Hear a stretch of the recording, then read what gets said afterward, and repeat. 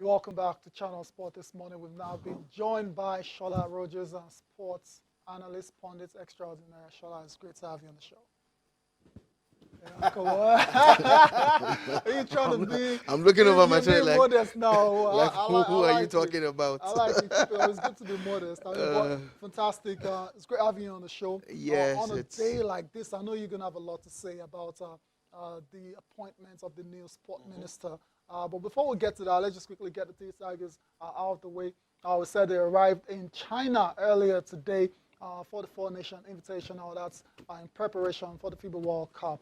And a lot has happened. I know you're aware.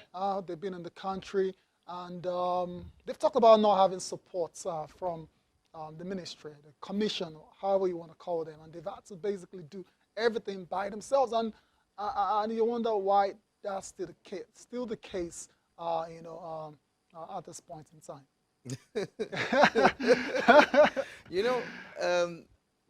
Don't mistake that for laughter. That's like me crying out on national TV. I know. It's really very painful, and it's almost as if nobody's listening to us. We keep trying to point out the ills so that things can get better. Right. We're not here to criticize. We're here to analyze and bring out the facts as the matter is. Man, construct. So, Nigeria's national team is broke. The Nigerian national team, the basketball team, is broke. Now, we're not just representing Nigeria, we're representing Africa at the World Cup. Right. We won the right to be at the World Cup. A long time ago. They've been in camp for a couple of weeks. I mean, kudos to the NBBF for being able to at least take them to Canada to play, keep them in America and everything. Right. I was shocked when they came home from America. I'm like, isn't it easier for you to just fly from America to China and all of that? But now I know why. It's obvious that they're not getting the kind of support, especially in the area of funding, So someone was saying something, a colleague was saying something yesterday about why this doesn't happen to football. I said, it's not football. It's just the Super Eagles. Super Eagles are special.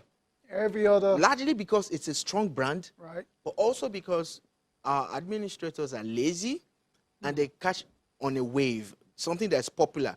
So they want to quickly key into that. Now, basketball is a big sport. Nigeria is going to be at the World Cup, and we're broke.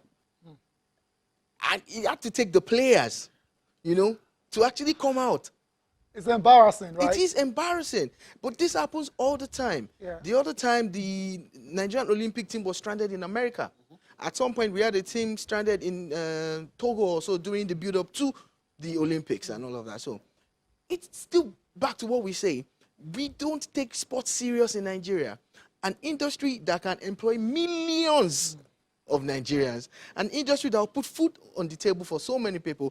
There's a value chain that, if well nurtured, will take care of security. We'll take care of health. We'll take care of so many things. But what do we do? Nigeria's national team is in China, and they're still crying out for help. Before we let this go, is there anything we can do to salvage it? Oh, yes. Look, if the government comes into it, right now, as we speak, there was a budget that was passed, That must have been captured. Sports has its own budget. What we need now is for the new minister to hit the ground running and make sure that these guys get the funding that they require. Interesting. Now it's just the perfect segue. Just link it in. Yeah, new Minister of Sports, Youth and Sports, as it's called in Nigeria, Sunday Diary. I mean, you saw the list initially, and eventually the president settled for Sunday Diary from Oyo State. What was your initial reaction when you found out he's going to be the minister for the next 4 years? Especially knowing that someone who is on this side, was on this side of the fence for about 25 years. Initial reaction. I'm torn. Guys, I'm torn. Let me be honest with you. I'm torn between trying to go with the same flow that everybody's going with or looking at history. In recent times, in the past 8 to 12 years, virtually every minister of sports that they've brought has done the same thing. They come, they're going to go inspect all the stadiums. Shake their head. Oh, yeah, they'll come there, you know, oh, Shake this their stadium, we're head going and to cry, repair. no. But you know what happens? 4 years down the line, nothing changes. Become the minister of football. too. That is the second level, Oh, you know. God. So I'm not going to judge someone who has not done it yet. But if we go by Presidents, recent one. virtually everybody they've brought in the past 8 to 12 years, regardless of party leanings or whatever, have done the same thing. It's going to come to the National Stadium of Surulere. We go to Abuja, we go to all those places, sit down, team, talk to stakeholders, committee. and all of that, you see. But that's why I am torn. Now, that's the background. What about the man himself? Now, the man, Sunday Dare himself, is actually a technocrat. He's a very, very intelligent person. You know, he's a journalist. You know, journalists are a special breed. Allow me to gloat. But looking at his profile, Right. I'm hoping that he can translate that, you know, to bringing about this required change in the sports sector. Because he's not just minister for youth, he's also a minister for sports. But sadly, sports tends to overshadow the youth angle of it. But it's a win-win for us. He's a young person. He's been around. He's had that requisite experience when it comes to management and all of that. So with that at the back of my mind, I'm hoping and praying, you know. I was on the phone to a few people at about 12 midnight. We're talking About this. yeah, you know, and someone revealed a little bit of his background in sports too, and how he supports its local team in Oyo and everything. I'm like, oh, really? Like, I didn't know that about him and all that. I'm hoping that all of that will culminate in success for the sports sector. What he needs to do is to go, you know, and study how not to be like all the other ministers in the past. You know, look at everything that they've done and do it differently. And surround yourself with a team that is willing to work, you know, not just then focus on grassroots sports. Before I let this go, what are the bottlenecks? Well, I don't want to mention names, but you and I know there have been some ministers that came, said good things, wanted to do good things, Yeah. even took 1 or 2 decisions and they get a call Yeah. and turn it around. So what are the bottlenecks? What are the things, even if you have good intentions, that can stop you from? You see, that's where we need to learn how to separate governance from politics. You get? We need to draw the line. The government of the day has said it's serious about taking Nigeria to the next level. If they allow a technocrat come in, they must empower him. We need funding in sports. We need facilities in sports. You know, we need to build structures that will outlive each and every one of us. I don't even mean the physical ones. I mean creating a proper value chain, you know, from primary school where sports starts, you know, to university when they graduate in it. And we're not talking about only athletes now, we're talking about every aspect of, you know, of sports. So the bottlenecks would definitely be the fact that it needs to understand, you know, the terrain. It's a unique terrain, and the Ministry of Sports needs to be looked at, you know, and see how they can help them get better, you know. They're very good people in that ministry. There are a few people who I know that have been around and have done some great things, you know. It needs to sit down and talk to those kind of people. Also, go and dust up some papers. There are a lot of committees that have been set up in the past. Yeah. They've come up with very good plans, but nobody has the willpower to actually carry out the action. implementation. Yeah, the requisite, you know, Right. implementation So that is we need required. committees anyway. So Just you, pick up you those- know, they just go those to the drafts. past. It's there. You talk about willpower, I talk about the political will. Will, yes. To get these things done. I Yes. think it still boils down to that. You kind of didn't give me, okay, your initial reaction was you were torn. I'm torn. Right. I was. I'll I give you am. the initial reaction of Sheye Ogunlewe. Okay. You know, multiple national He's an athlete, so 100 he's a meters stakeholder. champion. And his first reaction was to, you know, go on Twitter and send out this particular tweet. He says that can't wait to be the Minister of Sport in Nigeria one day by God's grace. And Amen. knowing him, I can see it's coming from the angle of, are we ever going to get to that stage where Athletes. athletes, you know, that have, you know, People that distinguished are themselves emotionally invested in the in sports the sport itself, get run this the game. opportunity, or should we just forget about it and know that it's going to be a political appointment? all the time. Let's not make this mistake. Some of these people that are administrators were athletes. Yeah, but for sports No, minister, as right? in, Like, if you talk about Musa Kida, basketball, and Yeah. they've all played sports. Yeah, well, You focus on the ministerial appointments. Yeah, let's look at the last few. I'll get to the all minister. right. I'm just saying that some administrators have played sports. Absolutely. And they have turned out to be fantastic administrators. Correct. On the flip side, a lot of people played sports and they're terrible administrators. So it is not a guarantee that the fact that you've won medals does not mean that you're going to become a good administrator. You need to also add a little bit of book knowledge to it. You need to do some management courses, project management courses, and all of that. But I do not like when people think that because they play football, they're going to be the best administrator, and because you didn't play, then you can't. No, that's not how it works. Right. It's always down to the individual and what they're bringing to the table. Right. I know we could go on and on, but let me throw this at you quickly because it's a hot topic out there. What about those people still saying, look, what we need is a sports commission so that it wouldn't matter who is there, or put a person there, give him a fixed tenure, give him the powers, put the laws that will help such people. Do you buy into that argument? Yeah, me, sports commission. It's not like we've not tried these things in the past. It's not a novel idea. It's not as if we're just hearing about it for the first time. True. It's always down to the willpower, the will to actually put a proper structure in place. Now, sports commission or ministry is just a nomenclature. True. If you have a ministry of sports that works and works very well, these issues won't come up. It won't come up. Look, for instance, take them away from the office, take them to the stadiums, take the grassroots people to the different nooks and crannies of the country. Let them go unearth talent for us. A lot of stuff. Yeah, so it's just about really putting a proper structure. I pray that the new minister will do something that will make us remember him positively. 10, 12 years down the line, they'll still be talking about him. So it's about legacies. What is going to be his legacy? If you want free advice, I would say focus on grassroots sports development while helping elite sports. Right. I'm not saying that you should jettison elite sports, but focus on grassroots sports development. Right. That's the lower end of the pyramid, and that's where everybody is. And we need to take people away from poverty. We need to take people off the streets. If you want to enhance security, health, education, sports is the best. Develop sports. And generally social change. Right.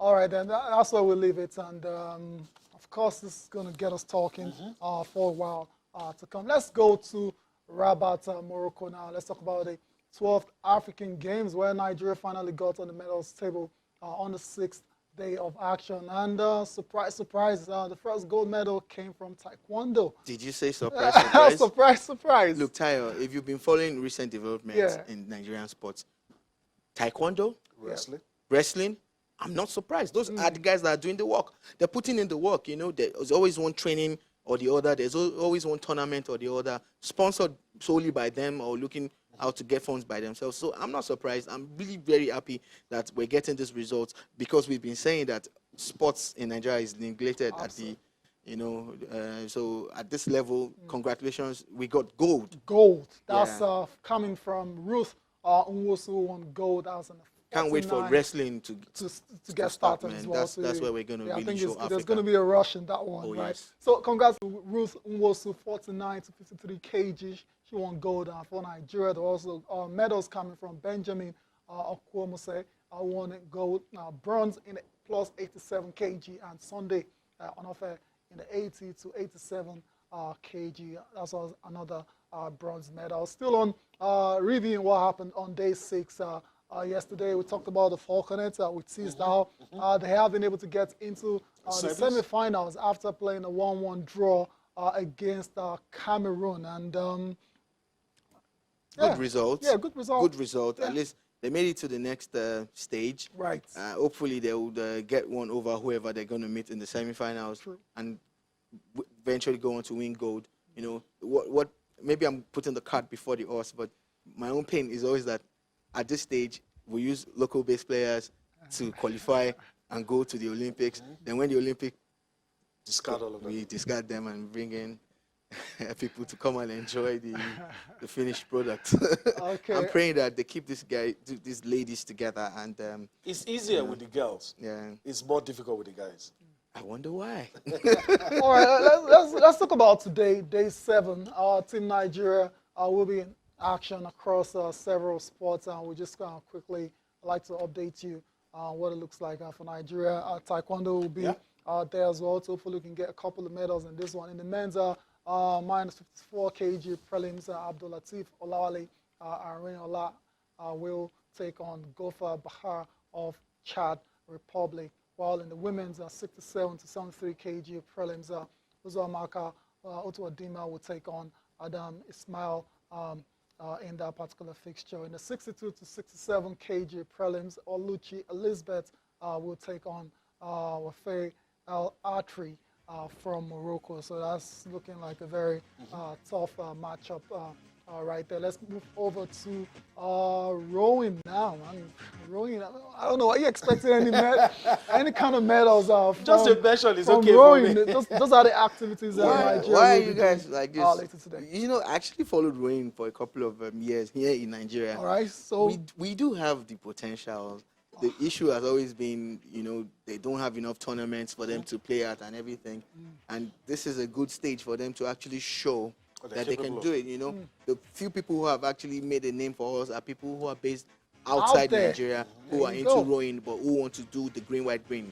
So let's pray that these guys can at least make a name for themselves. all right, then let's move over to table tennis now. This is another sport where I'm sure you're expecting Nigeria to do great things. I recall before they left for Morocco, the coach, the president, and the players even talked about a clean sweep of medals. And they started on a very good note yesterday in the team event. Shegun Torola, Omotayo Olajide, and Funke Oshonaike, but all those, they were on fire. So expectedly, they played against countries like Kenya, Madagascar. No disrespect to all those countries. When it comes to table tennis, not on our level. exactly, the real test will come when they start to face Egypt and the other North Africa. Yeah, I'm actually worried. Dina Meshref has been talking tough. And, What's you she know, saying? Tell us. There's 60% sure that Egypt will pick the sole ticket for Africa, you get. Oof. And, you know, once a team has Dina Meshref, you need to respect that team. Absolutely. But table tennis is not like that. Anything can happen. The major part that really trips me is how we're still mentioning Toriola and Funke Oshinek. These guys are amazing. They're in their 40s. We're in Cairo 91. Wow. They're in their 40s, and here, 2019, they're still there. And they're Is that trying a to. good thing or a bad thing? It is a Or good thing. both? It is a good thing. Look, It's not a bad thing. You don't say it it's a is bad not thing? a bad thing. Look. It's Really? If Tayo, if you are good at what you do, would it be fair for people to say, oh, because Tayo is old, they should stop him from Not doing because it? it's not good enough. Exactly. So these guys did not get a buy. They actually won the right to be in the team. Yeah. So it's a good thing.